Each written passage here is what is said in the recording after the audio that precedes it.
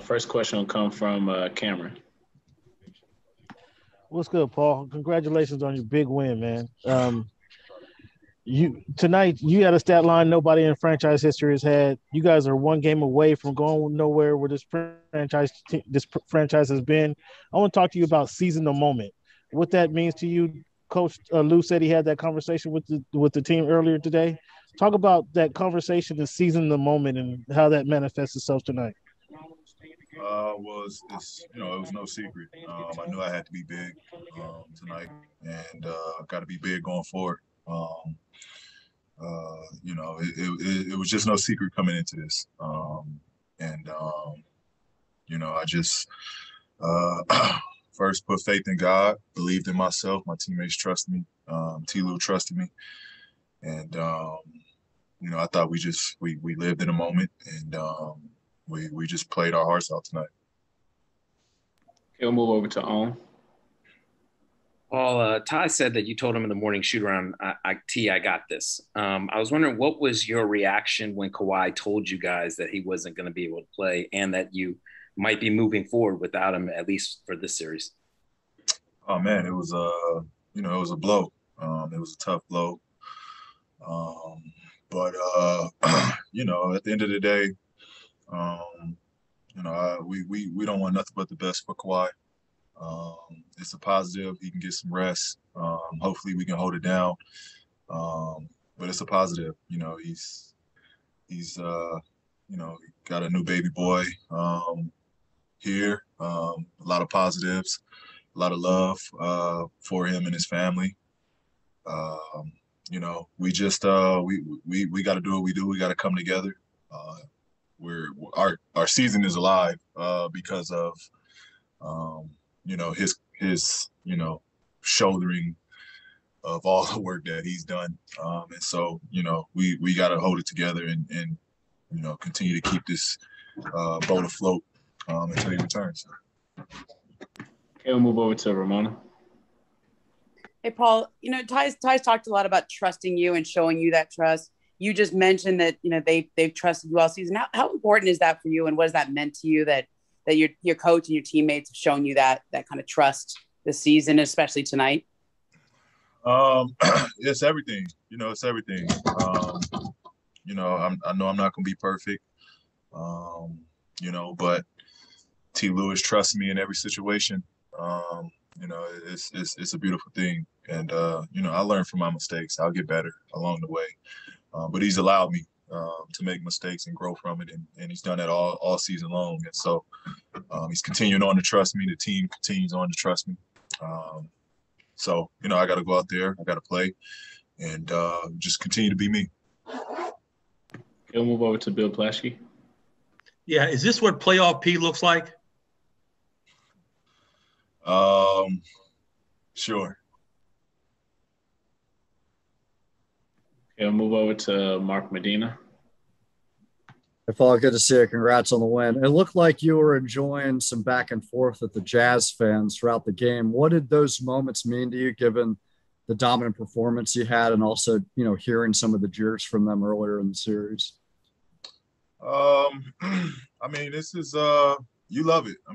You love it. As hostile as it is, as much as they're against me, they're against me for the right reasons. They love their team. They're passionate, community passionate state of their basketball. It gets no better, when it comes to that energy and how loud as this crowd gets. They're up there with the best of them. So it's fun. I enjoy it. I look forward to it. It's a pleasure to be able to play in front of these fans. It will take a few more. We'll move over to Law. All right, Paul, you discussed trust in between you and Ty and the trust that Ty puts into you. How about the trust that you got to put into the game plan, especially when the Jazz were hitting 17 threes in the first half? You guys are close. How did you kind of trust your teammates, trust yourself, trust the coaching staff, the game plan, that everything was going to work out in the end? Yeah, we had to just stick with it. We had to stick with it. They came out hot. only thing we were thinking that they can't sustain it. At one point, I think they shot 30 or 37 of their attempts, or something like that.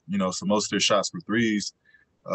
We just knew we had to weather it. At some point, hopefully we could cool them down. But we couldn't rely on that. We had to come back and attack them on the other end, and be aggressive. That's really what it came down to. And so we were able to make plays. We were able to keep the tempo going, push the pace. Mook was phenomenal tonight. Reggie was phenomenal.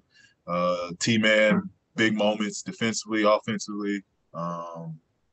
Nico defensively. I mean, it was just a great team group, team effort win. They just made my job easy tonight.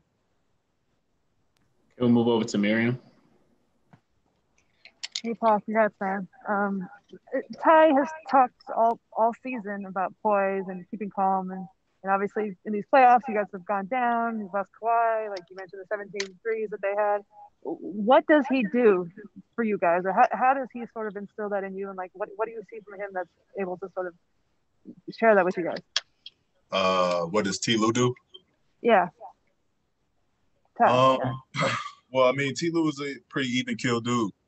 He's split right down the middle. Never up, never down. And so, we take his identity, throughout the game of runs. We never get, rattled. We kind of stay poised. And, we stay right down the middle. So we take after his identity. And, it's great. He just keeps us going. He keeps us going. Again, just positive. And he allows guys to just be themselves, play their games. And that's the reason why, this team and individual has been so successful in his, under his leadership. We'll move over to Rebecca Harlow and then close out with Rachel Nichols. Hey, PG, yeah, just with the way that you talked about how you knew you needed to step up in this game. It was a hostile environment. You weathered the storm. You did it. You were fantastic. Is there anything that you learned about yourself tonight? I mean, I know the guys trust you, but for you personally, what'd you learn? Not much. Not anything that I didn't know already. I've been in Indiana where, I had to lead a franchise, and so the beauty here is I get to do that with one of the best in the world in Kawhi. And now Kawhi's down. It was just that mindset being back in Indy. Having to set the tone and come out and lead a ball club. That's really the mindset that I came out with. So there was nothing that I had to prove. It was nothing that I had to be surprised about myself. I just dug into a place that I've been already in my career. And again, it just came down to trust. Everybody just, allowed me to lead, and they kept pushing me, and they just kept me into a great, mental space. And we'll close out with Rachel. Go ahead. Hey, Paul. As someone who covered you in Indianapolis and remembers you there, what do you remember about that? It felt like to me when you were there was a lot of sort of, hey, I'm young and anything is possible, and kind of let's figure out what this is all about. What do you remember from that time and those playoff series? Yeah, I think back then it was more so just playing off of adrenaline, playing off of athleticism, whereas up to this point, because of those moments, because of the matchups against LeBron, playing against a tough New York team, playing against, or battling against Atlanta, battling against Washington. Because of those matchups as a young guy, it just, it helped me mentally just to grow into a leader. And as a young guy, the vets allowed me to lead. And, again, coming into tonight, that's really where my mindset was. I dug into that space of coming in to try to lead a team, being down a big piece that's irreplaceable. I know I had to step in and kind of fill some of the holes that Wide would for us. So, that's just what a mindset was coming into tonight. Was there a particular game from back in those Pacers days that sort of sticks with you as your favorite Pacers playoff performance? There's a lot. There's a lot. There's a lot of special moments of growth.